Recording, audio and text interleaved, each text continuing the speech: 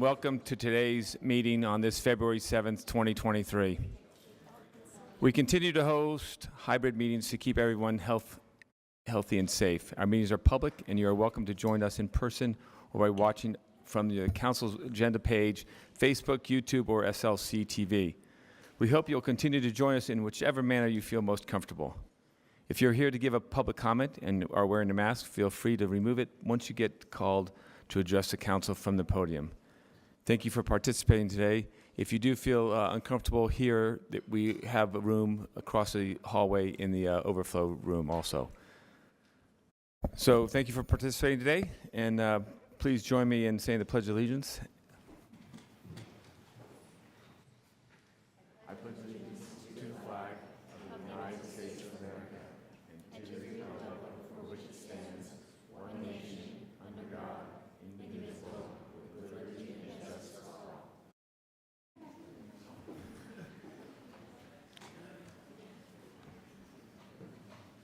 Thank you again to everyone who is joining us tonight. And before we move through the agenda, I want to mention and remind everyone about our rules of decorum, which are in place to ensure our meetings move along well and to help everyone feel comfortable sharing their comments. A copy of the full rules of decorum are available at the door, and our staff will post the links in WebEx. We'll now move on to item A4 and the council for approval of the work session meeting minutes of May 11th, 2021, May 18th, 2021, May 25th, 2021, September 13th, 2022, September 20th, 2022, October 18th, 2022, November 22nd, 2022, December 6th, 2022, and December 13th, 2022, as well as the formal meeting minutes of September 20th, 2022. Mr. Chair. Look for a motion. Mr. Chair, I move that we approve those minutes. Second. I have a motion from Councilmember Puya, a second from Councilmember Wharton. Any discussion on these items? Seeing no discussion on these items, I will roll call this. Councilmember Mono. Yes. Fowler Morris. Yes. Pizarro. Yes. Wharton. Yes. Fowler. Yes. Puy. Yes. And I'm a yes. That passes 7-0.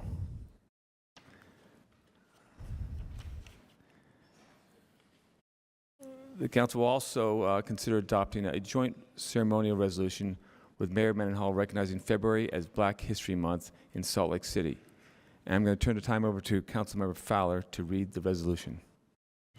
Thank you, Mr. Chair.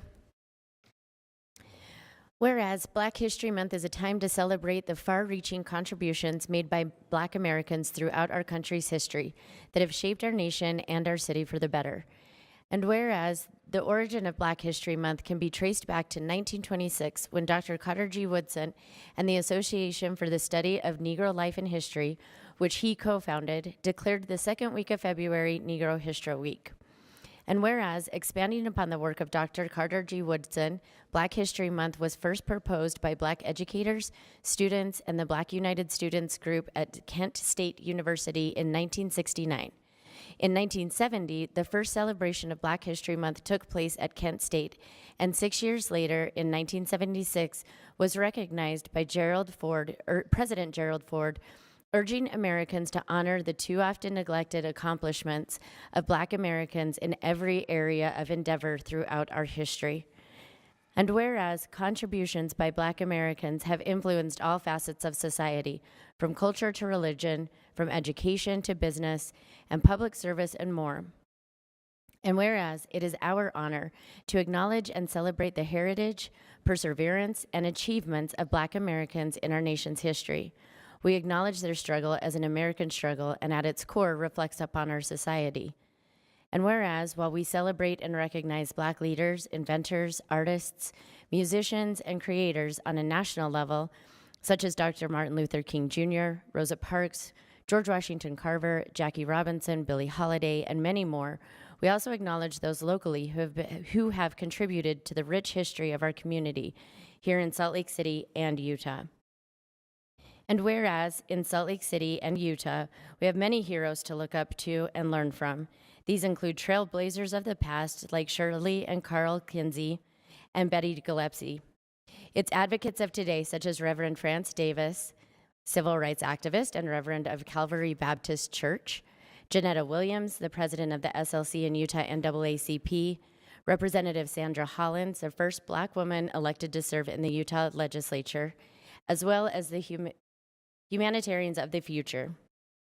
And now, therefore, be it resolved that Salt Lake City recognizes the month of February as Black History Month and the importance of Black History Month as an opportunity to reflect on the complex history of the United States while remaining hopeful and confident about the path ahead.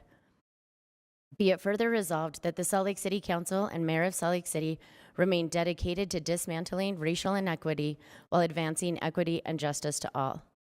Be it further resolved that Salt Lake City is committed to continuing the progress made throughout Black history, but also to ensure a positive Black future. We create history every day, and if we work together to make our today better than yesterday, our tomorrow will only be that much brighter. Be it further resolved, the theme for Black History Month 2023 is Black Resistance. We have the opportunity and responsibility to not only reflect on the obstacles overcome, but to also make the present a time where Black Americans equitably excel and thrive. Mr. Chair. Thank you very much, Councilmember Fowler. I will now look for a motion. Mr. Chair, I move that we adopt the resolution. Second. I have a motion from Councilmember Fowler, second from Councilmember Valamoris. Any discussion on this item? Seeing none, roll call. Councilmember Romano, Yes. Valamoris, Yes. Petro, Yes. Wharton, Yes. Fowler, Yes. Pui, Yes. and I'm a yes. That passes unanimously, 7-0. Thank you very much also for attending this meeting today, and I want to introduce Malijah Garfield, who is here with us to receive the resolution. Malijah serves as the director of the Black Cultural Center at the University of Utah. Thank you for being with us today, and if you want to, come up and say a few words. And then we'll take a picture. I was just going to say, and then a picture. Then a picture. Just wanted to say thank you so much for this proclamation. We really appreciate it, but also thank you for remembering those that have Black history from our past, but also our present and our future. It's for you all recognizing this month, these days that have happened during this month, for us to pave some positive ways for the city of Salt Lake City and for us to recognize some greatness here in our very own state of Utah. So thank you so much. All right.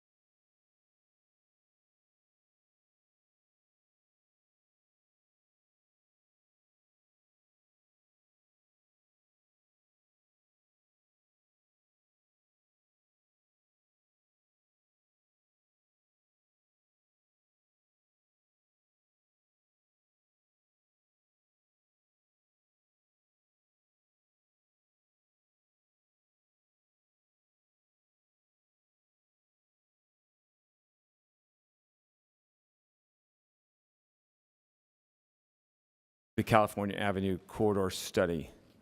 And before we take public comments, I'm going to first turn the time over to Sylvia Richards. I think she's probably online. Council Staff Policy Analyst, to give a short introduction. Thank you, Mr. Chair. The city applies for and receives grants which help to support and fund some city programs. Each grant application is reviewed and then receives a public hearing, which gives the public an opportunity to comment on them. Tonight, there are 7 grants. First is the 2023 North Temple Economic Revitalization Action Plan Transportation Land Connections Grant, which would fund the hiring of a consultant to conduct an economic needs revitalization assessment and provide a strategy to address the needs of businesses and surrounding neighborhoods. The study area is north between I-15 and I-215. Second is the Surface Transportation Program Grant 900 West Reconstruction, North Temple to 600 North, which would fund the reconstruction of 900 West to improve deteriorated pavement, mobility to I-15, pedestrian and bicycle safety, connection to tracks, bus service, and access to jobs and schools in the downtown area, the North Temple Urban Center, the airport, and the University of Utah. Third is the East Downtown Mobility Hub with electric bus charging, congestion mitigation, and air quality program grant, which would fund the design and construction of a hub for bus rapid transit and core routes serving Front Runner, University of Utah, and Salt Lake and Davis counties, and provide operator and end-of-line facilities electric bus charging and passenger amenities at main transfer points in downtown Salt Lake City. Fourth is the Roundabout Pilot Program to convert 500 East 7th South intersection, congestion mitigation and air quality program grant, which would fund the conversion of the 500 East 7th South intersection into a roundabout to reduce traffic delays, reduce air pollution, and increase fuel efficiency. Fifth is the Salt Lake City Bike Share Expansion, Congestion Mitigation and Air Quality Program grant, which would fund the purchase and installation of bike share stations west of I-15. Sixth is the Salt Lake City Electric Vehicle Car Sharing Pilot Program grant, which would fund affordable housing residents access to short-term electric vehicle rentals for trips difficult to complete using transit, biking, or walking. And last, seventh is the California Avenue Corridor Study Transportation and Land Use Connection Program grant, which would fund the hiring of a consultant to create a design, cost estimates, and policy recommendations to guide future improvements for California Avenue. And just as a reminder, these are items that the city has applied for. Thank you, Mr. Chair. That's all. Thank you very much, Sylvia. Taylor, please start our first public comment on these 7 grant items. Thank you. It looks like we have one person registered to speak to these items, and that will be Charlotte Brimhall. Charlotte, you are unmuted. I have no comment at this time. Mr. Chair. Thank you very much. I will look for a motion. Mr. Chair, I move that the council close the public hearing and refer items B1 through B7 to a future consent agenda for action. Second. I have a motion from Councilmember Puyi, second from Councilmember Fowler. Any discussion on this item? Seeing no discussion on this item, I will roll call us. Councilmember Petro? Yes. Wharton? Yes. Fowler? Yes. Puyi? Yes. Mano? Yes. Villamores? Yes. And I'm a yes. That passes 7-0. We will now move on to item number 8, which is a land exchange to facilitate the Bridge to Backbend project. Taylor, I'm opening it up. Oh, sorry, excuse me. Before we take any comments, I'm going to turn the time over to Ben Ludke, Council Staff Policy Analyst, to give a short intro. Thanks, Ben. This public hearing is a required step before land could be exchanged between the city and an adjacent private property. An equal amount of land, about 1/20 of an acre, would be exchanged between the two parties. The exchange is needed to complete improvements to open space, including lighting, landscaping, and an outdoor classroom. The project is located across the Jordan River from Bachman Elementary School. The public hearing tonight should be continued to February 21st to comply with public noticing requirements. Thank you. Thank you very much, Ben. Taylor? Thank you, Mr. Chair. There is one person registered to speak to this item, and that is Soren Simonson. And Soren is shaking his head that he's not going to be commenting on this item, so I'll look for a motion. Mr. Chair? Oh, your comments are on the card? Okay, thanks. Mr. Chair, I move that the council continue the public hearing to a future date. Second. I have a motion from Councilmember Fowler, second from Councilmember Pui. Any discussion on this item? Seeing no discussions, I'll roll call. Councilmember Valdemars. Yes. Mano? Yes. Petro? Yes. Wharton? Yes. Fowler? Yes. Pui? Yes. And I'm a yes, that passes 7-0. We will now move on to item 7, an ordinance of zoning map amendment at approximately 704 East, 900 South. And before we take comments, I will turn the time over to Brian Fulmer, who's online at this moment, Council Staff Policy Analyst, to give a short intro. Thank you, Mr. Chair.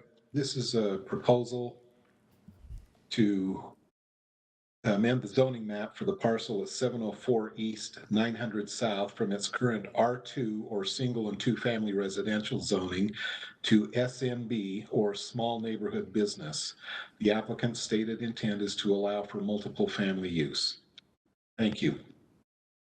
Thank you, Brian. Taylor? Mr. Chair, there are 7 people registered for this item. The first will be Lance Spencer, followed by Jen Colby, and then Cindy Cromer. Lance, you are unmuted. Hello, can you hear me? Yes. Perfect. Hello, I am here representing the Salt Lake chapter of the Center for New Liberalism, which is focused on pragmatic evidence-based solutions to major issues facing society, such as the undersupply of housing. I first want to thank the council for being willing to consider flexible solutions to this zoning issue.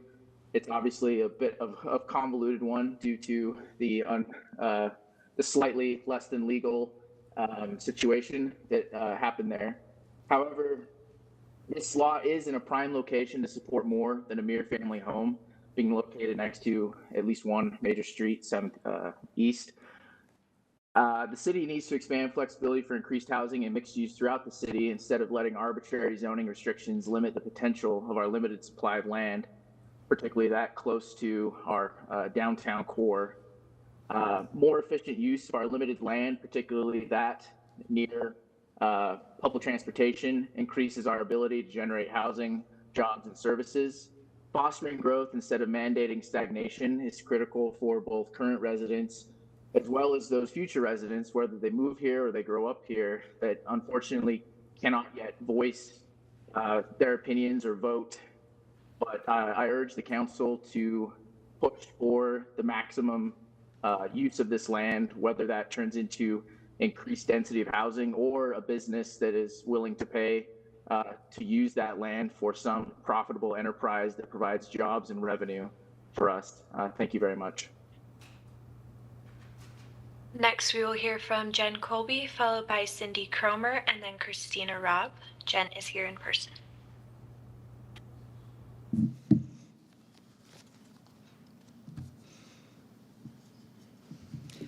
Yeah, Jen Colby, District 4 resident. The Planning Commission sent you a unanimous negative recommendation after their review in October and unanimous public opposition. Please accept their conclusion and vote to deny this zoning change. The current zoning for this property is correct. The southeast blocks to the 9th and 9th Commercial Node and 1300 South are all zoned residential. According to the area master plan, which still exists, this property should be zoned consistent with adjacent uses. This corner lot context is quite different than the ones to the north. The neighborhood development pattern changes to primarily residential south of 9th South. The SNB zone would allow other commercial uses like medical offices, art galleries, and retail shops. It could result in the loss of all housing on this property. This is in conflict with Plan Salt Lake and the area master plan. Crafting a unique one-lot special SNB zone is maladministration. And the owner appreciates historic preservation, so that's a giveaway, not a concession. The rationale for the petition is the current owner was apparently unaware that the Victorian house was broken up into 4 apartments without proper permits or zoning. They do not meet fire or life safety standards.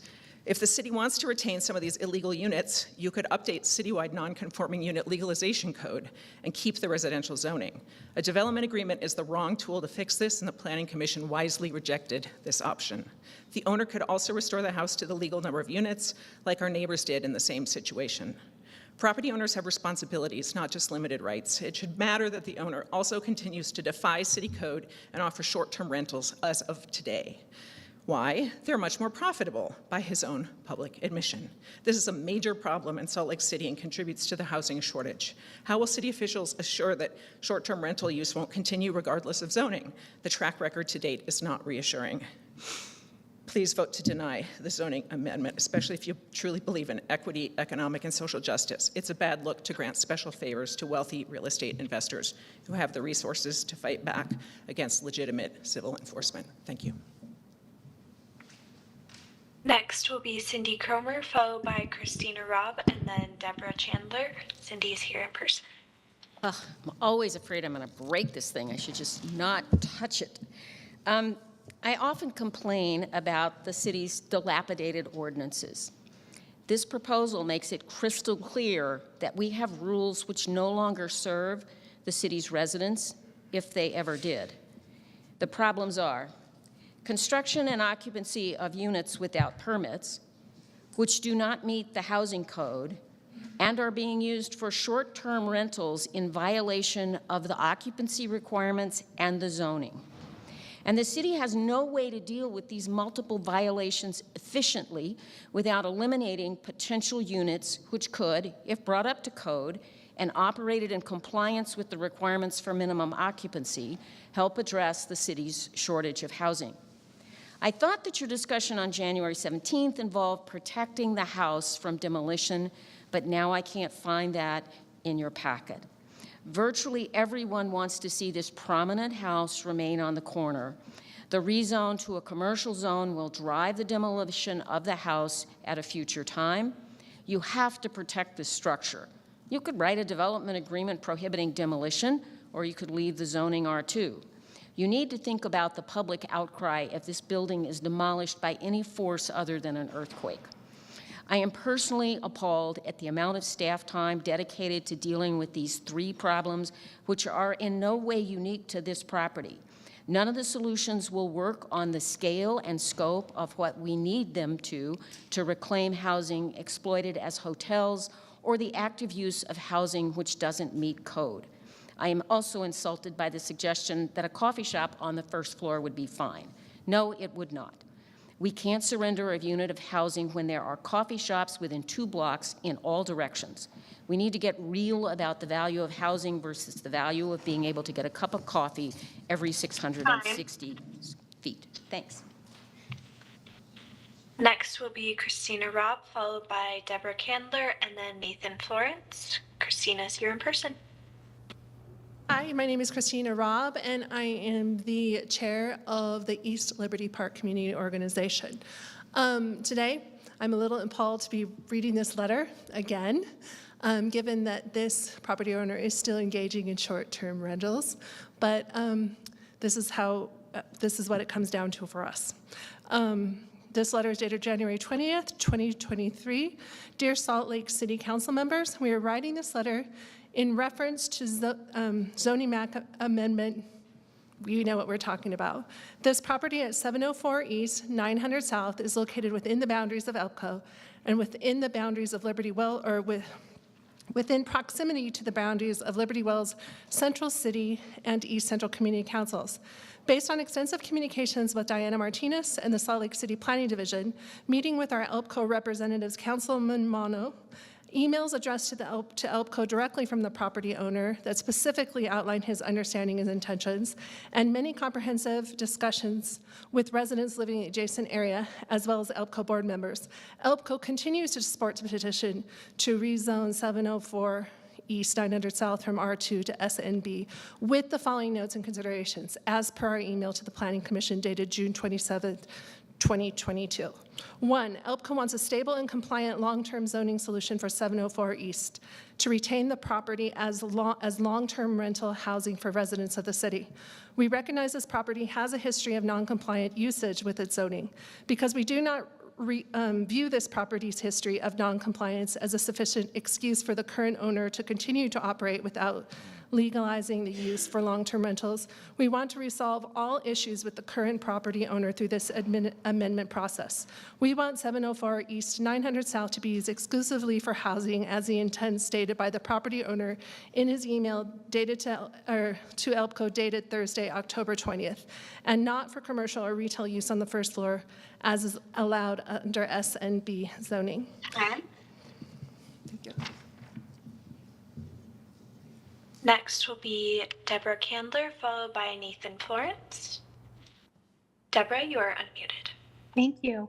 I wrote this letter as well 4 months ago, and I thought that the decision had been made, but here we are again. So I'm writing in opposition to the proposed rezoning of 704 East 900 South in Salt Lake City. I'm a homeowner just a few doors down from this property. I am highly concerned about the negative impacts this rezoning will have on our neighborhood. One of my greatest concerns is the potential unexpected consequences that could occur. If this property were rezoned to officially allow nightly hotel-style renters, the owners of this property could add more dwellings or potentially tear down the existing unit, opting for a higher density option. Those who live in our neighborhood know the challenges we already experience with public parking. Many of our homes do not have off-street parking. We do not have the infrastructure to accommodate greater growth on our already crowded streets. I have already experienced a loss of parking due to the influx of guests staying at this property. I have served in public education in our lovely city for 20 years. Over the past 4 years, I have witnessed a huge loss in our student population. We know that one of the greatest issues our community members are facing is housing. We are not facing a shortage of nightly rentals, but we are facing a shortage of rental options in our neighborhoods. We are at a time when supporting our fellow neighbors couldn't be more critical, and yet you are considering watering down our community with nightly rentals, prioritizing profits for out-of-state investors over those of us who live and work in this neighborhood is dangerous. We need to stand up for our people, for our communities, and for our neighbors. And I plead with you to please stand up for this great neighborhood and my fellow neighbors by voting no to rezoning 704 East 900 South. Thank you very much for listening to us all. Next will be Nathan Florence. Nathan, you are unmuted. Great, thank you. Thanks for taking us remotely tonight. I'm also a resident. I'm talking from around the corner of that at 8th and 8th, District 5 residents and part of ELPCO. My concern here, I've spoken about this in the past concerning projects in our neighborhood where, again, as they were called earlier, wealthy real estate investors are able to come in, buy property that is zoned one way, knowing that they will be able to sort of finagle their way through and get it changed over the existing zoning and master plan, and even in the case of some of the developments, years-long efforts by neighbors to try to get the zoning consistent and try to make it work as a neighborhood.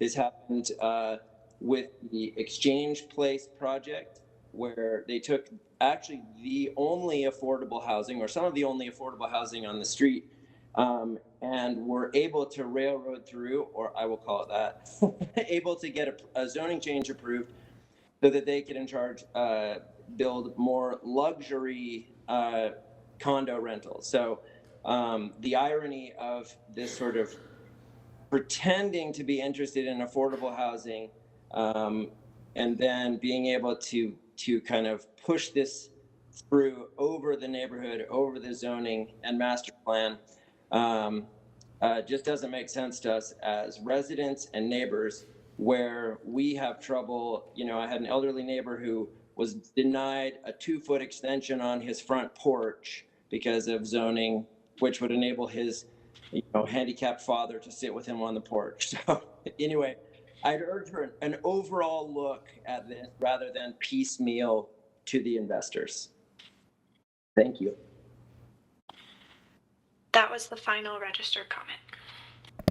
Thank you, Taylor, and thank you for everyone who made a comment. I'll look for a motion. Mr. Chair,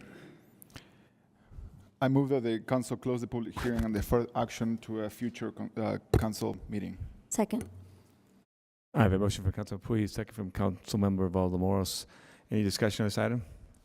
Seeing no discussion, now a roll call this. Councilman Puig? Yes. Fowler? Yes. Wharton? Yes. Petro? Yes. Valdemoros? Yes. Mono? Yes. And I'm a yes. That passes 7-0 unanimously. We'll next move on to item number 10, which is an ordinance to the Rocky Mountain Power Rezone. And before we take comments, I will turn the time back over to Brian Fulmer, who's on the screen, Council Staff Policy Analyst, to give a short intro. This is a proposal to amend the zoning map for the parcel at 1223 West North Temple and portions of the parcels at 1219, 1275, and 1407 West North Temple from the current M1, which is light manufacturing, and TSA SPC, or Transit Station Area Special Purpose Area Core zoning districts, to TSA UCC, or Transit Station Area Urban Center Core. Rocky Mountain Power owns the parcels that total approximately 5.5 acres of the 100 acres the company owns at this location. Thank you. Thank you, Brian. Taylor? Thank you, Council Chair. We have 3 people registered for this item. The first will be Cindy Cromer, followed by Soren Simonson, and then Nigel Swaby. Cindy is here in person. Hi again. I'm a resident of District 4 and sometimes District 3. But when I cross over I-15, you know it's either really good or really bad. So, how often does an applicant request rezoning to allow housing at a site which the city has never considered appropriate for housing?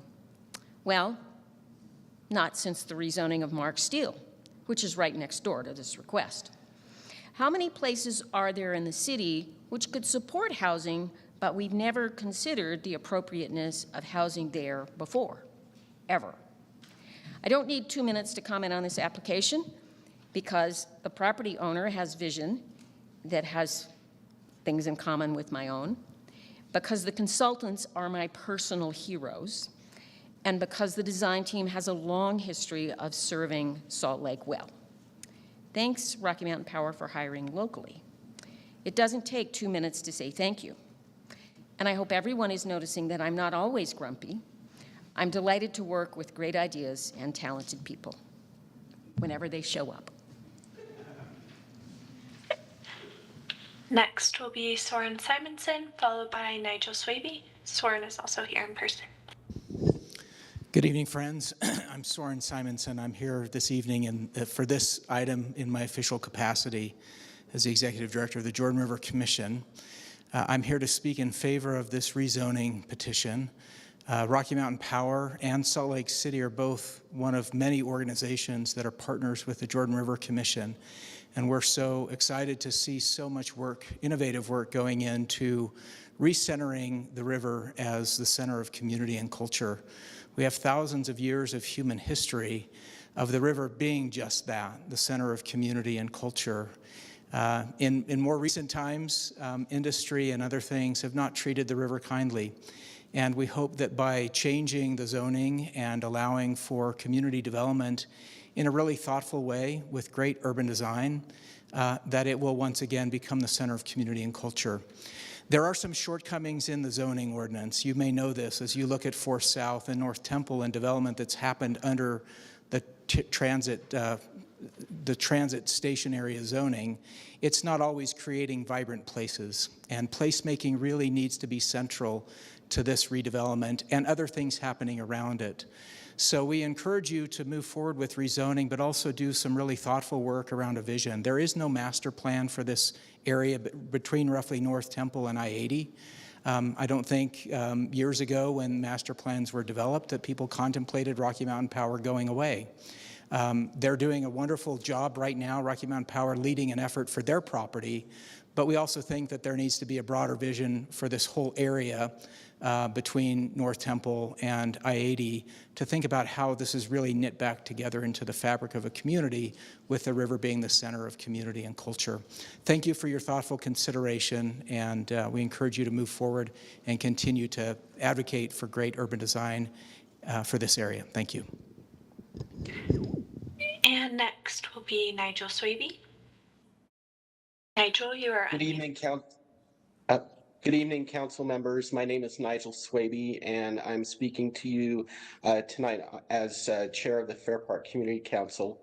I sent an email a little bit earlier regarding a vote that our Community Council had on this rezone when it was before our Planning Commission. Were fully supportive.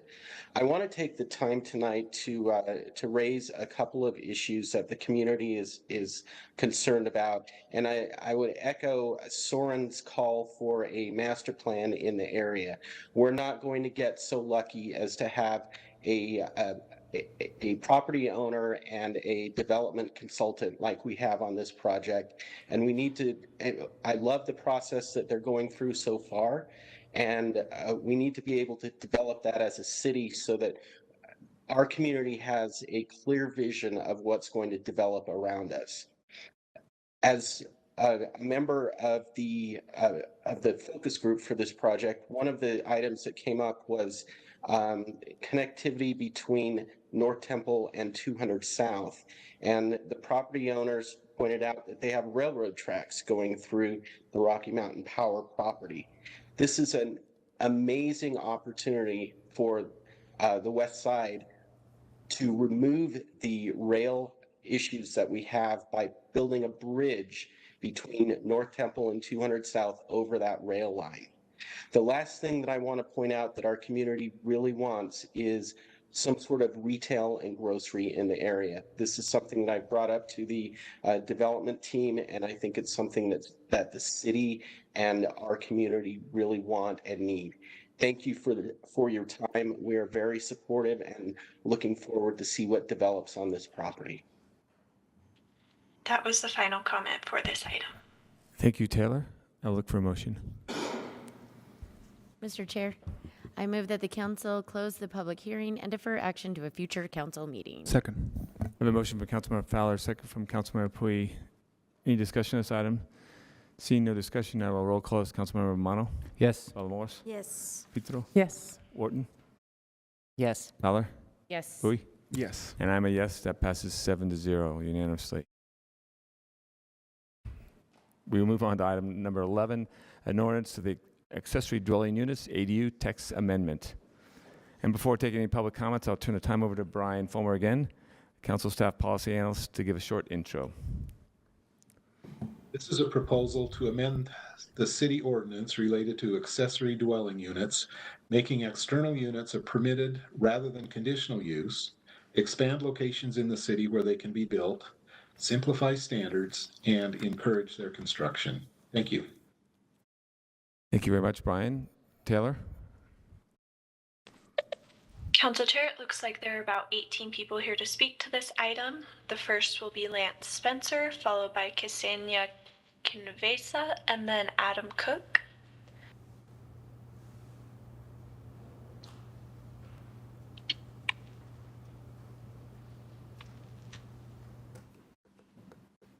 Lance, you are unmuted. Hello again. I seem to have good luck going first. Once again, I'm from the Salt Lake City chapter of the Center for New Liberalism, and I will reiterate my thanks to the council for being willing to push for more flexibility in our regulations that restrict our housing supply and the economic potential of our limited land. Allowing ADU construction with fewer restrictions permits property owners the opportunity to create a great deal of potential new housing and engage in valuable commerce.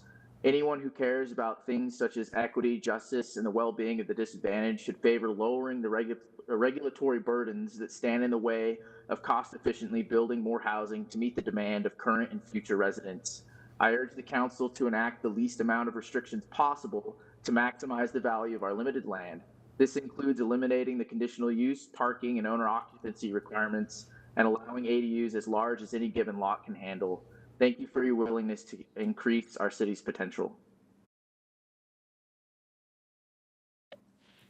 Next will be Ksenia Kinaveza, and then Adam Cook, followed by Josie Fife. Hi, everyone. My name is Ksenia Knazova. I'm the Executive Director of the Nomad Alliance, a nonprofit serving the chronically unsheltered in Salt Lake County. I want to thank you guys for pushing forward ADUs and limiting some of the restrictions. We're in huge favor of more affordable housing, the better. And also limiting short-term rentals so those can be used for long-term housing for the people. I also am in favor of decreasing some of the restrictions to allow for other populations to be served by the ADUs. We, as the Nomad Alliance, and I, as an individual, have housed people in micro homes in several properties in Salt Lake County and in Murray, and it's worked out really, really well. About 25 people spent one night to an entire year living in small homes, using shared bathrooms and kitchen spaces inside, outdoor kitchen. And there was a woman, Megan Moan, who died about a year ago under police pressure. And she, on her third month in, she realized that she didn't like how meth made her feel. We got her a job at Zest, and she was able to keep that job the entire time she was living in that micro house in Rose Park. It created stability for the population, and right now that is exactly what they need. Is they just need a place to go. We can reduce some of the restrictions to allow communal bathrooms, to allow communal kitchen spaces. For yards that are smaller, we can have smaller micro units that could still take advantage of space and people's charity and people's desire to want to do better for their neighbor, the least among us. So a lot of the ADUs do cost a lot of money. Our units were $150, $250, and $300. For the bang for the buck, that provided housing for someone, stability for someone, a safe place for their things, for themselves, a lock on their door, electricity. So thank you. Next will be Adam Cook, followed by Josie Fife, and then R. Scott Messersmith. Adam is here in person. Hi, my name's Adam Cook. I live over in Glendale in Councilmember Pui's district. These guys are kind of doing my work for me, but I'd like to speak to a few specific aspects of the proposed ADU ordinance. Primarily the repealing of parking requirements. I feel that currently, from what I see in my neighborhood, we're struggling with displacement, a housing shortage. I don't need to impress that on anyone here, but we see a lot of people, for instance, having to resort to living in vehicles, and I think that that is the perfect litmus test. That's the perfect indicator to us that we are prioritizing placing cars over placing people. I think that this is this proposed change to ADU ordinances is a really crucial acknowledgement of the reality on the ground. People are either being forced to move and drive a long way. My roommate, who I rent the other room in my house to, was driving from Grantsville to work at REI every day, and that's sample size of one, but that's not abnormal. That's very common. We're all aware of that. And so people are either going further away or they are finding places to live. And you can't ban someone from living there, from living somewhere. You can only prevent them from living in a structure that's up to code. Otherwise, people are having to resort to gray market housing. They're in laundry rooms. They're in campers in their friends' backyards, things like that. It's not always highly visible. So I think this is an important acknowledgement of the reality on the ground. Also, the changes to square footage requirements. For me, I live in an 800 square foot house on a 7,000 square foot lot, and there's not much I can do right now. Time.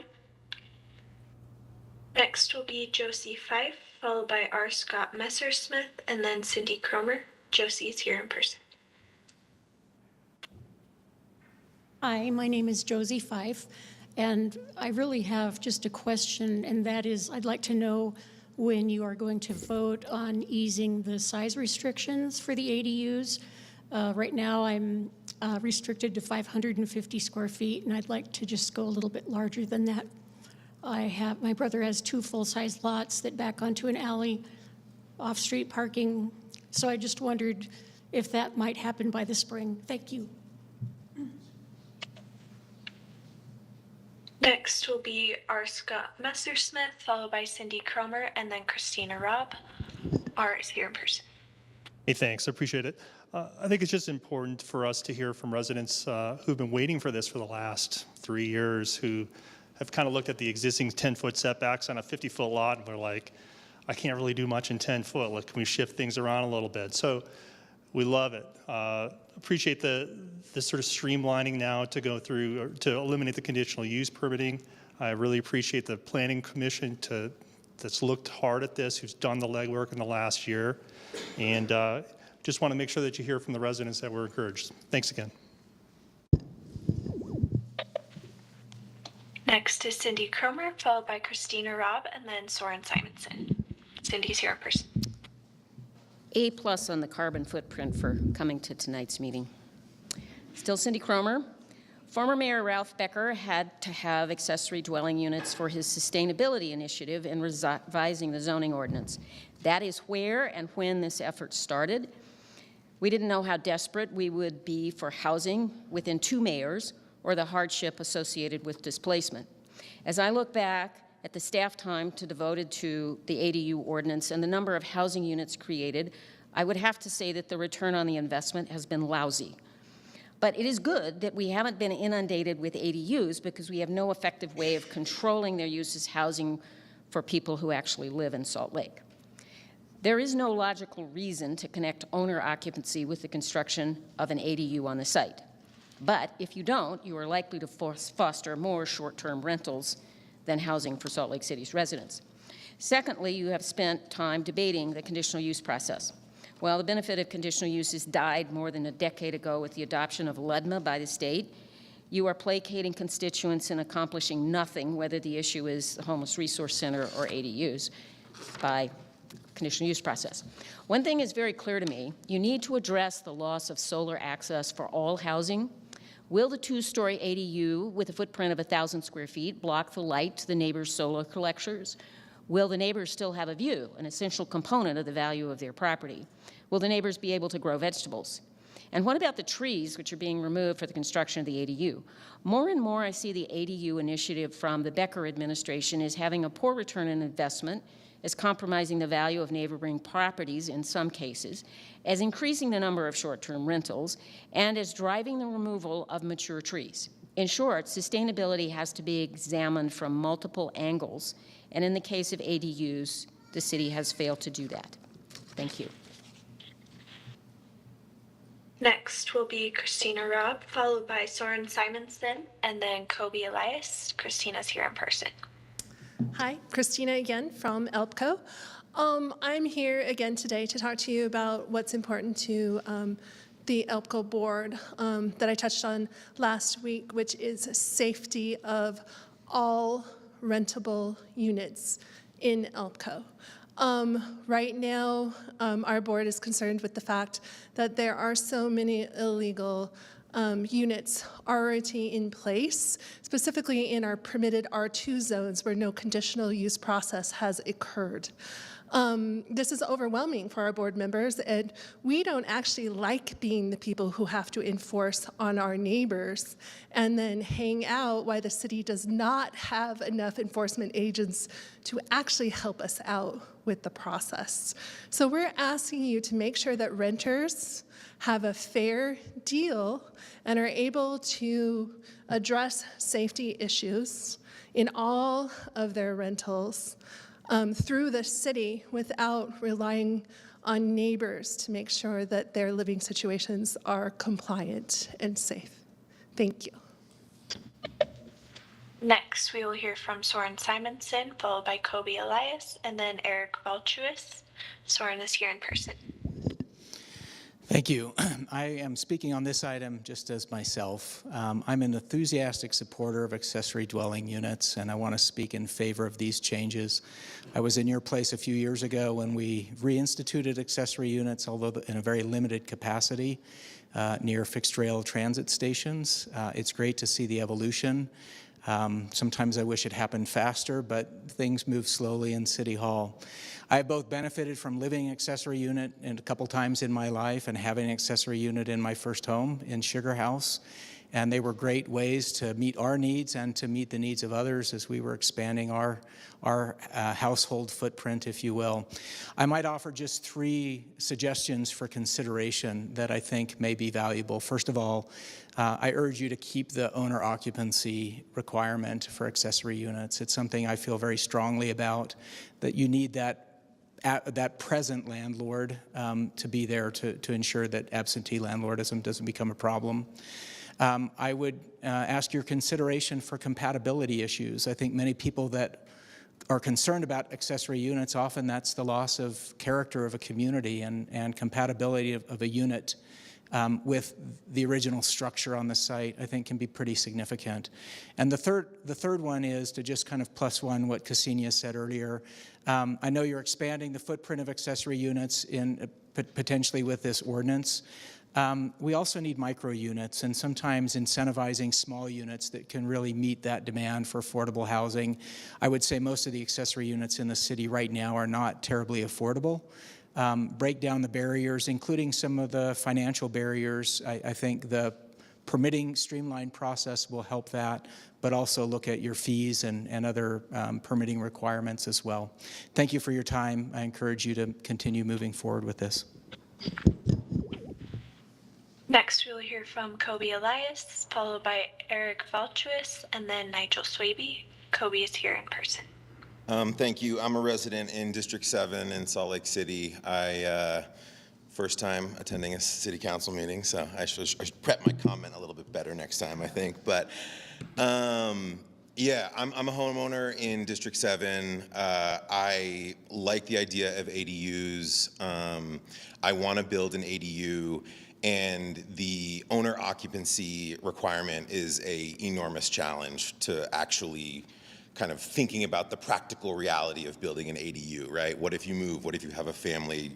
Do you have to evict a tenant? Do you have to, you know, the logistics of that I think are really challenging. I understand there's concerns around changing neighborhood character and increasing density. I think the city really needs density. I think we need transit, you know, walking, biking infrastructure to deal with that density. I think that this is an environmental justice thing. We need people closer to play and work so that they aren't taking car trips, clogging up our freeways. I think, you know, this is, I think, you know, we all sort of agree on the fact that we need more housing in this city. And I think if you look at the sort of single biggest requirement that's holding back the additional construction of ADUs in the city, it's the owner occupancy requirement. And so keeping that in makes it sort of hard to imagine that any of these other changes of setbacks and parking are going to do sort of real change here. So I encourage you to remove the owner occupancy requirement. Thanks. Next will be Eric Valtuis, followed by Nigel Swaby, and then Turner Bittman. Eric is here in person.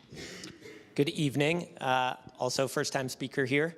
My name is Eric Valtuis. I am a homeowner in District 6, Dan Duggan's district, and I work in housing research. And a lot of my work has been around ADU policy.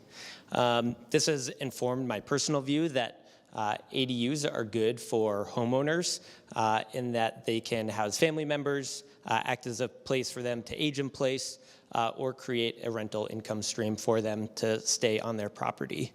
It's also good for renters. It creates high quality housing, most often rented at below market rents, which is backed up in evidence.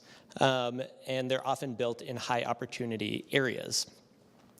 Part of my research that I've done at UC Berkeley is evaluating ADU ordinances and looking through kind of the rubric of that research against this policy. This is a very strong one, and I encourage you all to adopt it.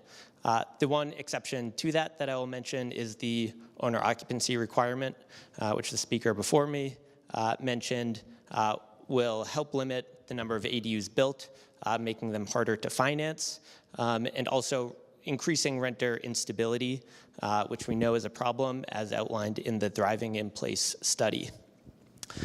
So as we all know, Salt Lake City is experiencing a housing crisis that requires bold action. This is one of many steps that we can take to build housing at all densities and in each neighborhood across Salt Lake City to keep the city competitive. Next will be Nigel Swaby, followed by Turner Bitten, and then Jeremy Halliday. Nigel, you're unmuted. Good evening again. My name is Nigel Swaby, and I am speaking in support of the ADU ordinance. I've read through the council notes and the packet and noticed a couple of things that I want to bring up. First of all, you have debated vigorously the owner occupancy requirement, and I think when you're comparing that with parking in terms of keeping some sort of control on getting too many units as ADUs, I think you need to keep the owner occupancy requirement. I would also like to commend the council because this was taken on in 2018 before it was a big deal across the state, and you guys have really been the leaders in the state as a municipality on ADUs, and this is version 2.0. So let's do it right. The second thing that I would point out in terms of being a barrier are the fees. It costs the same amount to do an ADU, whether it's 300 square feet or 1,200 square feet, as it does a full single family home. If you want to incentivize units to be built, let's reduce those fees or waive them in certain circumstances. And then I'm forgetting the final thing. The final point that I had, so it must not have been that important, but thank you again for your consideration on this, and let's see if we can get some more housing stock. Thank you. Next, we'll hear from Turner Bitten, followed by Jeremy Halliday, and then Richard Long. Turner's here in person. Hi there, my name is Turner Bitten. I'm here representing Salt Lake City Neighbors for More Neighbors. We submitted written comments tomorrow. I'm not going to relitigate, or yesterday, I'm not going to relitigate those tonight. I want to speak specifically in support of this policy and as the fact that we view this as just the first step in a series of next steps that need to happen to incentivize ADUs. So I'm going to spend most of my time talking tonight about the owner occupancy requirement because we view that as the next impediment to ADUs that needs to be eliminated from Salt Lake City's code. So as I mentioned, this is only the beginning, and the stated goals of Salt Lake City around equity and around moderate income housing, ADUs are either a critical piece of that or they're not. And if we believe that they are, then we need to eliminate the owner occupancy requirement. The reason for that is California, which arguably has the most developed ADU market in the entire country, eliminated their owner occupancy requirement in 2020. They haven't seen a rush of investors coming in to buy up properties and build ADUs. Instead, they've seen an increase in investor owners that have built an increase in ADUs. So in fact, between 2020 and 2021, they saw a 40% increase in ADUs. And I'm going to paraphrase really quickly from a Brookings Institution report on ADUs that specifically gets to the issue with the owner occupancy requirement that's being debated. It says, these owner occupancy rules have several negative effects on equity, efforts to build multifamily housing, and the overall housing supply. But because renters typically have lower incomes than homeowners and are racially more diverse, owner occupancy requirements affect the economic and demographic makeup of neighborhoods. Owner occupancy requirements also prevent property owners from developing repeat expertise in acquiring and renovating existing housing stock to add ADUs. As a result, lenders are less likely to finance ADUs, as has been previously stated. And finally, owner occupancy rules constrain supply because each existing house can only give rise to one rental unit, not two. Thanks. Next will be Jeremy Halliday, followed by Richard Long, and then Wendy Garvin. Jeremy, you are unmuted.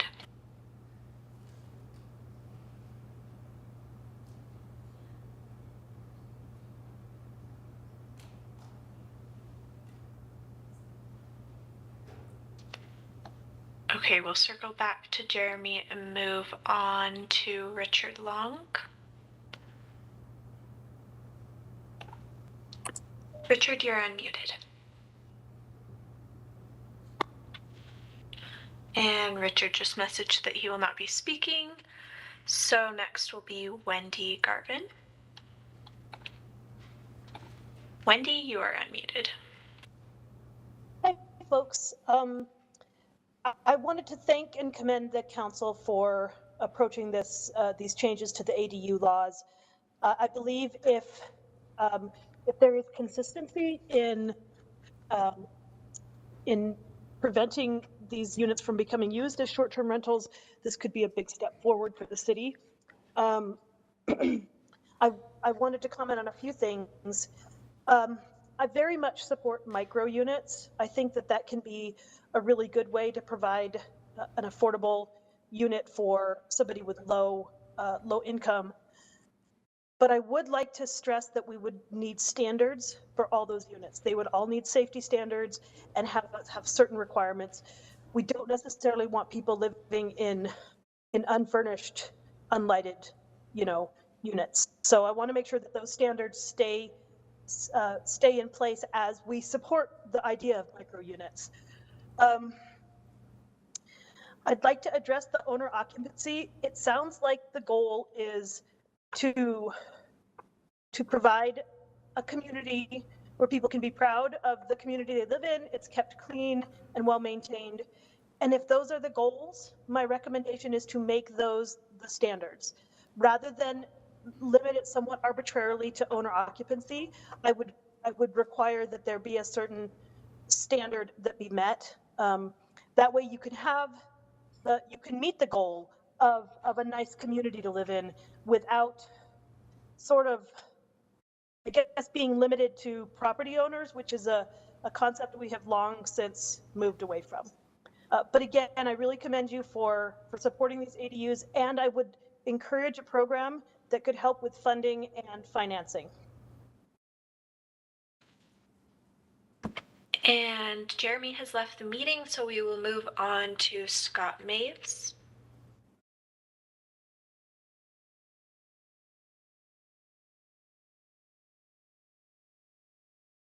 And Scott has also left the meeting. So that was our final commenter for this item. Thank you very much, Taylor. I'd like to say something. I filled out a card. Oh, you filled out a card?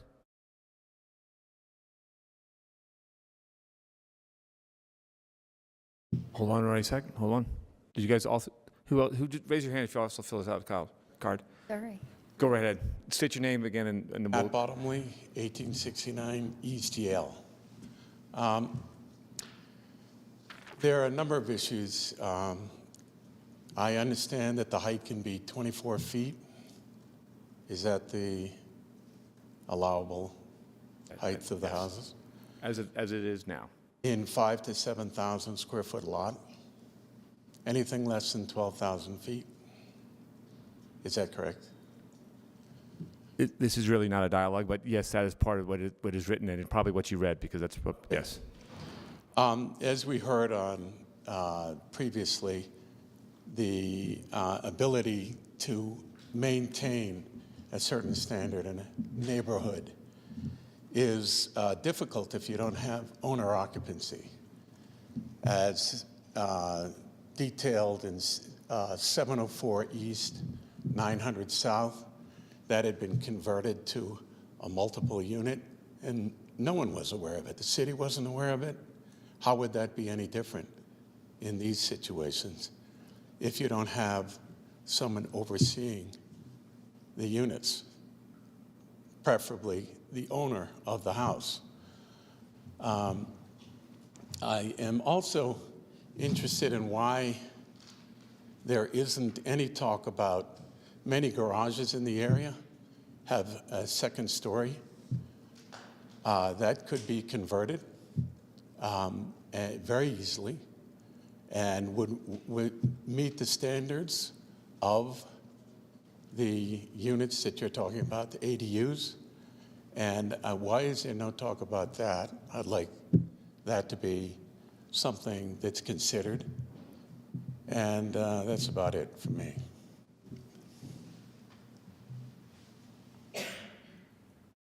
Hi, my name's Tom Lund. I am a board member for Yellcrest Neighborhood Association, longtime member of, longtime homeowner in District 6. We have all these wonderful historic signs that have recently popped up. You know, our neighborhood is an older neighborhood, well kept and cared for and loved. And one of the things that's really glaring is we don't see any provision at all for the homeowner. There's no, that maybe has been impacted by a 17 or 24-foot ADU next to their fence. That doesn't seem right. There should be some sort of standards that would ensure that the value of that home where the ADU was placed next to was not gone down. And I think that that's a big, there's just no provision at all for any kind of mitigation. We've seen ADUs go up. We feel like this process, or I at least feel like this process is moving very quickly. And we've seen a lot of disappointment and a lot of things happen that have eroded what we have in our little neighborhood. We don't have a lot of parking in our neighborhood. I think a 5,000 square foot yard and a provision where they can build, 3 feet away from the fence and be as high as 24 feet.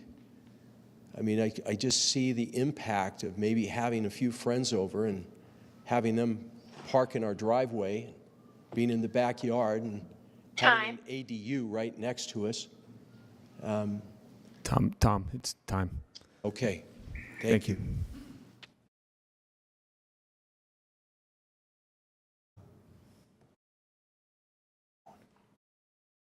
My name is James Webster. I'm a former chair of Yellcrest. I think this is the first time, and I've lived here since the early 70s, that I filled out a yellow card and not been recognized, but I don't know what happened to that process.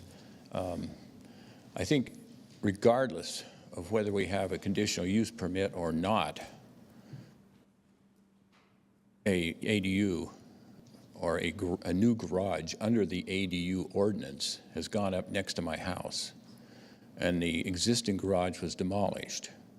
And as a result of that demolition, my yard is contaminated with lead paint. There was no provision to notify me. And when I talked to the inspectors, he said, well, because it's being done as an ADU, we didn't have to notify you. I think there's a significant problem here. It's not just the size of the lots.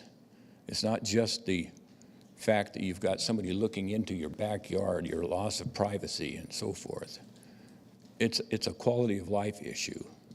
And it may work very well in some parts of town, but it sure does not work in Yellcrest. My house is about 900 square feet, first floor. So my house will be secondary. If I were to put in an ADU at 1,000 square feet, it would be the minor housing unit. It would be a secondary unit on that property. That's absurd. You haven't taken into consideration the overall perspective of what this is going to do in terms of impact to property values.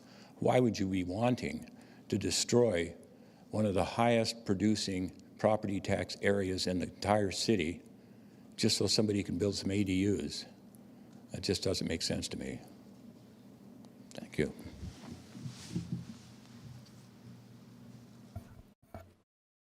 And real quick, I just apologize for missing the yellow cards. Was there anyone else that had a comment?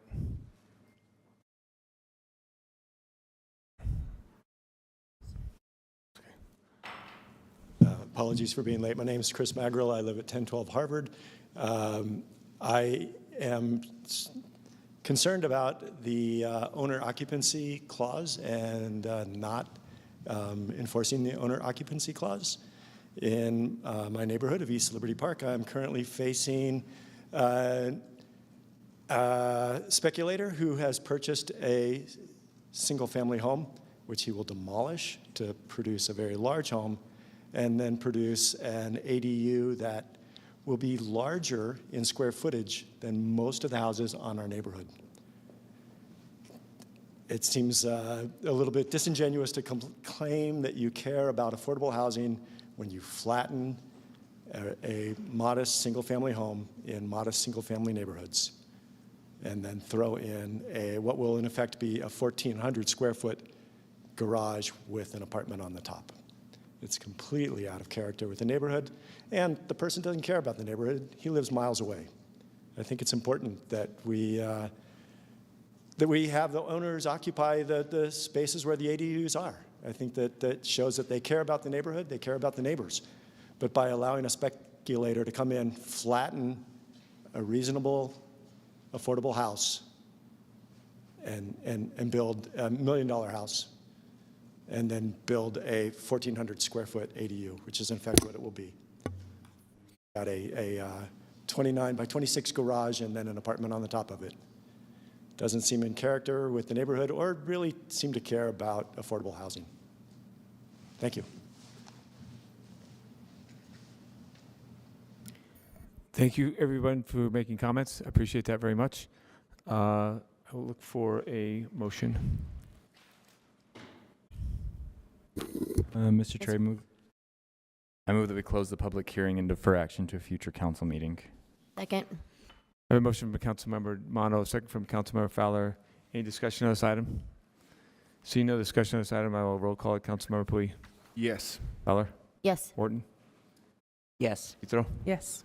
Valdemorse. Yes. Mono. Yes. And I'm a yes. That passes unanimously 7-0. We will now move on to item C, potential action items. We have none. Now we're moving on to general comments. Oh, well, actually, comments to the mayor. No comments to the mayor. Thank you, Rachel. It's always great to have you here. And now council comments to the city council. We are now at the general comment portion of our agenda. If you'd like to give a public comment today, we are accepting comments in person or online in WebEx. I want to remind everyone about our rules of decorum, which apply to this comment section. Izek Kaneda from our staff will moderate this. I think Taylor's actually moderating this time. And we'll message you for any questions about your registration. Taylor Hill will be staff will be calling the names of those who wish to comment based on the order of registration and receive comments. You have a 2-minute mark. Host will announce time and your microphone will be muted. If you're unable to finish your comments, please send the rest via email, or call our office. Taylor, you can begin with our first general comment. Thank you, Mr. Chair. There are 10 people registered for general comment. The first will be Maria Goller, followed by Steve Floor, and then Christopher Butler. Maria, you are unmuted. Hello, my name is Dr. Maria Goller, and I'm an ecologist with 20 years of experience hiking, birding, and photographing life in the foothills. I'm here to voice my concern and disappointment with the current Foothills Trail Plan. The foothills is an important ecological area that supports, among other life, over 120 bird species. It also is a fragile ecosystem, which is clear when you visit high-traffic sections of trails that were developed in the past. And I visited some of these areas, like the bobsled mountain bike trail, and found almost no bird or insect life. These stretches of eroded slopes and packed earth also have no flowers or grasses. Degraded habitat like this loses its ecological and recreational value. And I attended meetings with the environmental and trails consultants hired by Public Lands who assess and revise their trail plan, and it is clear that ecological concerns are not being taken seriously. This ecosystem will take many years to recover from any mistakes made during trail construction and development, and I worry that unless ecological impact is considered now, creation of the planned trails will lead to additional areas devoid of wildlife and wildflowers. So I would like to ask the City Council to first ensure that the SWCA, the environmental consultants, actually do the ecological work they were hired to do. Second, that Public Lands and the SE Group use ecological data, which includes human usage data, to develop their trail plan. And finally, that the City Council maintains oversight to ensure trail development is done properly. Thank you for your time. Next, we will hear from Steve Floor, followed by Christopher Butler, and then Ksenia Kiveza.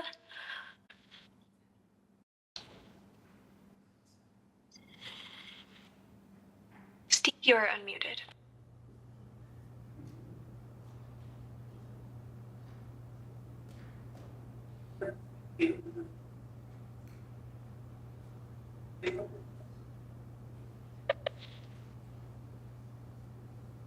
Okay, we will circle back to Steve and move on to Christopher Butler. Christopher, you are unmuted. Thank you. I want to comment on the recent report that the city spent money from the state to help with homelessness on hiring more police officers and costs associated with police officers. And just wonder, how is this actually helping people who are experiencing homelessness? You know, I'd love if the council had any research showing that funding police officers helps reduce homelessness, because as far as I know, there isn't any research out there supporting this. And was over $100 million from the city budget not enough for the police to do what they claim is helping? And so I just want to know, can we start funding things that actually help reduce homelessness rather than funding a group that is constantly causing harm to people experiencing homelessness? I mean, even in the past few years, we've seen how police interactions with people experiencing either mental health issues or those who are experiencing homelessness, we've seen them dying from interactions with police. And so I think just spending more and more money on them is clearly not helping the situation. And so we should start funding actual solutions. Thank you. Next will be Ksenia Kiveza and then Christina Robb, followed by Soren Simonson. Ksenia is here in person. I thought that might be me. Hi, guys. Ksenia Knazova here with the Nomad Alliance.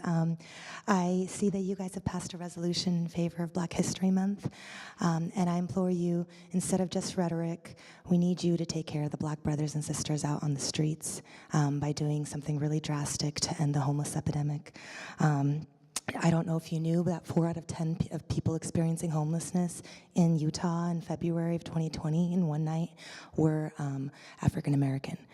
And as the previous commenter said, you guys have spent money, $20 million for police rather than actual homeless services. And we all know that our Black and brown brothers and sisters are disproportionately targeted by the police, especially so if they are homeless. There is a man here, G3. He's part of our Sexy Nick Calendar model. I asked him what he needed, and he said, I just need a safe place to go. I have a job, I can make money on my own. So I'm here to implore you guys to please push for a sanctioned campground. I've been talking to you guys for years about this. The Other Side Village is still years behind schedule.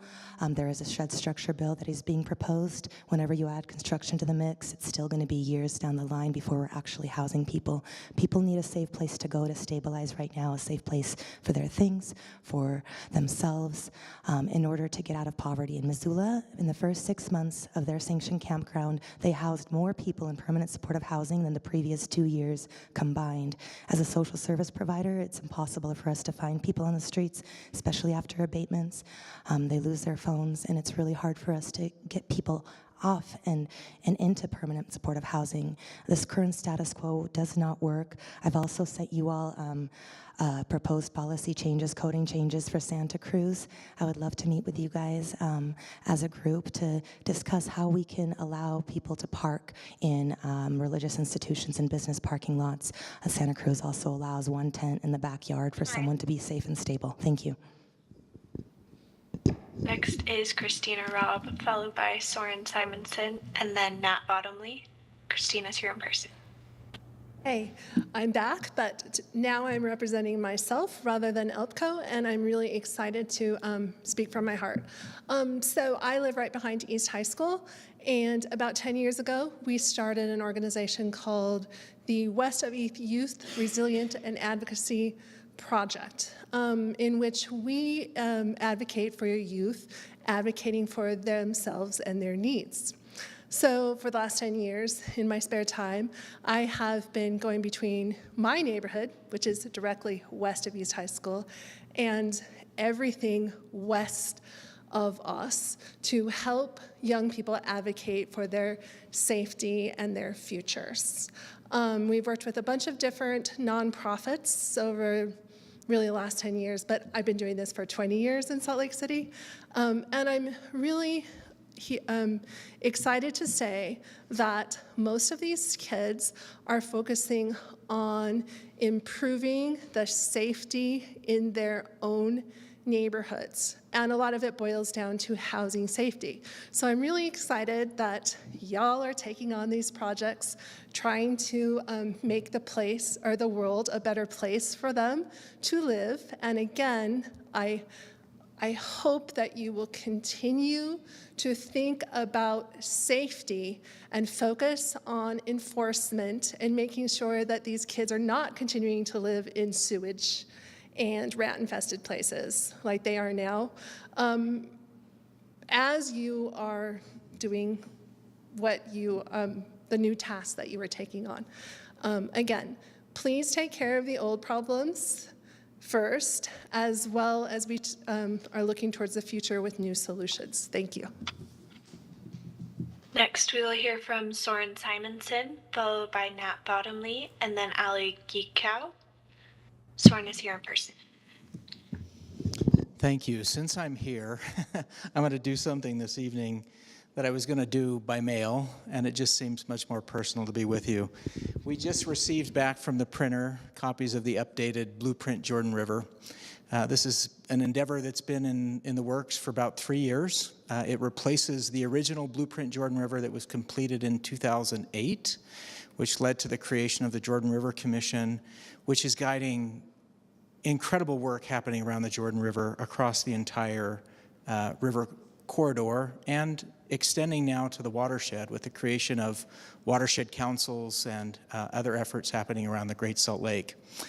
I have here 4 copies, which I'll leave for Rachel Otto and the mayor's office to distribute among the administration. I also brought 2 extra copies because I'd love for Councilwoman Petro and Councilmember Poi to have their own copy. Since the Jordan River is so central to your communities, we want to make sure you have one as well. I will be reaching out to you in the coming weeks to schedule some meetings to talk about some really critical issues, but I want to just commend you. There's incredible work happening from the opening, almost opening, soon to be opening of the Carriage House at Fisher Mansion, the $85 million bond. We know a lot of those funds will be directed to projects like the Glendale Regional Park, the Backman Elementary Bridge that was just completed, and the green space that's being envisioned right now for future enhancement, and was the land exchange on your agenda earlier this evening for public comment. There's so many positive things happening. We also know that Salt Lake City's at the bottom of the watershed, and things that are happening 50 miles away have an impact on what's happening here. And we're working to bring all of the communities together. There's now 16 cities, all 16 cities that touch the Jordan River participate in the commission. And it's really great to see the enthusiasm, the support, the really strong and united effort around the Jordan River, and I just want to commend you for your efforts. And I encourage you to not use the blueprint as an afterthought, but as a part of your arsenal to support your work around the Jordan River. It's a great document supported broadly by this community and region, and we appreciate your participation. Next will be Nat Bottomley, followed by Ali Geekow, and then Brandy Usman. Nat is here in person. I think Matt must have taken off. Okay, Nat has left, so we will move on to Ali Geekow, followed by Brady Usman, and then Billy Palmer.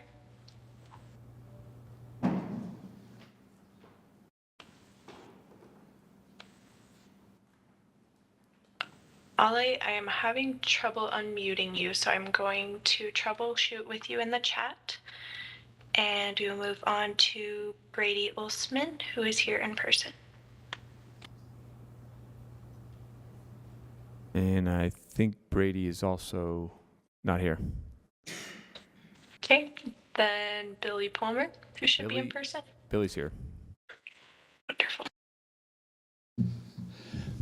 Hello, everyone. Thank you for your time here. We would like to speak positively. I'm Billy Palmer. I'm from the, well, let me get that back. Okay, I'm here on behalf of the West Side Coalition. We want to speak positively about the ordinance of the Rocky Mountain Powers Rezone. We see it as an opportunity and a unique opportunity to provide mixed income housing and much needed economic development along the North Temple Corridor, and urge you to keep in mind to do everything you can to advocate for development that will fit a master plan that revitalizes the business nodes we've been seeing in decline on our side of town and along the North Temple Corridor, and hope that it can pair well with other opportunities possible in the area that are being proposed. So I just want to make sure to tell you that we hope that you can support it and that we get to see more development along the North Temple, and always keep that in mind for us, please. Thanks.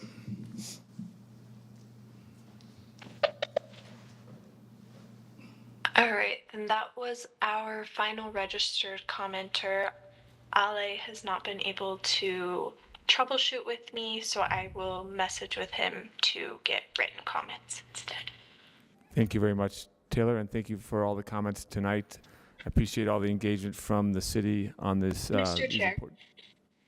Go ahead, Taylor. Wendy Garvin has also requested to speak, if you will take another comment. Wendy already just commented on that one, or did she comment on the one? Oh, she commented on the ADUs.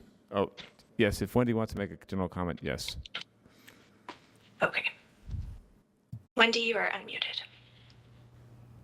Thank you. I'll be quick. It costs approximately $3 million a year to run a homeless resource shelter. The $10 million used for policing would have been enough to fund 3 shelters for a year, which would have gotten all of the currently unhoused tent dwellers off the street. Getting our unsheltered neighbors off the street would reduce petty crime associated with homelessness. It would provide for actual safer housed neighborhoods, but more importantly to me, it would reduce the violence against the unsheltered population. The city feels victimized by state policies. I would like to remind you, you have recourse to sue the state to change those policies. You believe Salt Lake City shoulders disproportionate expense related to homelessness. I suggest you spend the millions you would save on policing by housing our unsheltered neighbors and use that money to support our unsheltered population. Finally, I refer you to the letter from the ACLU indicating that you are violating the rights of the unsheltered population with violent and overly policed abatements. You do not have the right to take people's survival gear. You do not have the right to try and enforce that they only own a certain amount of property. And you cannot take down temporary structures when there is not space in the shelters. I urge you to spend money on shelter and not more policing.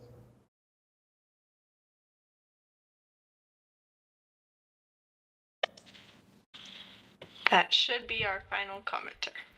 All right. Thank you very much, Taylor, and thank you, everybody, for the engagement this evening.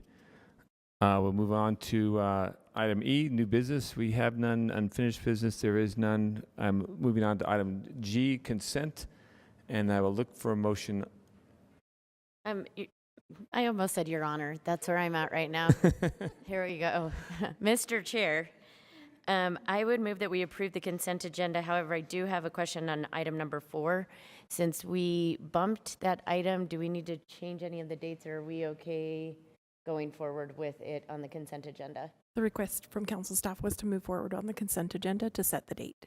Got it. Then in that case, I would move that we approve the consent agenda. Second. I have a motion from Councilmember Fowler, a second from Councilmember Romano. Any discussion on this item?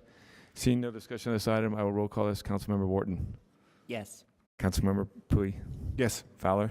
Yes. Petro. Yes. Valdemorris. Yes. Mano. Yes. And I'm a yes. That passes 7-0. And we are adjourned.